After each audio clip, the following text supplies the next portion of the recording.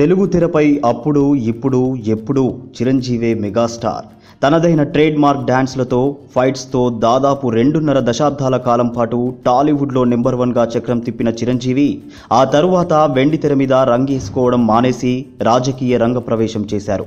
సరిగ్గా 10 ఏళ్ల తర్వాత ఆయన వదిలి వెళ్లిన నెంబర్ 1 చైర్పై ఆయన్నే కూర్చోబెట్టి అభిమానులు మరోసారి పట్టం కట్టారు. ఖైదీ నెంబర్ 150తో 100 కోట్లకు పైగానే వసూళ్లు సాధించి బాస్ ఈజ్ బ్యాక్ అనిపించుకున్నారు. అలాంటి చిరంజీవికి అసలు మెగాస్టార్ బిరుదు ఎలా వచ్చింది, ఎవరిచ్చారు అనే విషయం బహుకొద్ది మందికి మాత్రమే తెలుసు.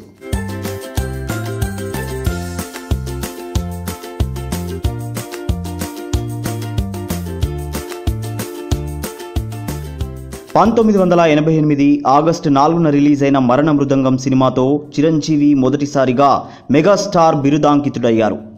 ఆ సినిమా వాల్ పోస్టర్ మీద మెగాస్టార్స్ మైటీ మూవీ అని తొలిసారిగా కనిపించింది. అప్పట్లో మెగాస్టార్ అనే మాట వినడానికి చాలా కొత్తగా అనిపించింది. అప్పటి వరకు సుప్రీం హీరో, నటకిషోర్ అనే బిరుదు వెండితెర మీద కనిపించేది. అసలు మెగాస్టార్ అనే బిరుదును ఆయనకు కట్టబెట్టి పట్టం కట్టింది ఎవరో తెలుసా? క్రియేటివ్ కమర్షియల్స్ అధినేత కెఎస్ రామారావు. ఆయన ఆ బ్యానర్ మీద చిరంజీవితో ఎన్నో విజయవంతమైన చిత్రాలు తీశారు. చిరంజీవి అంటే ఆయనకు అభిలాష నుంచి చాలా అభిమానం. అదే అభిమానాన్ని మరణ మృదంగం సినిమాతో మెగాస్టార్ అనే బిరుదు ఇచ్చి మరింతగా చాటుకున్నారు.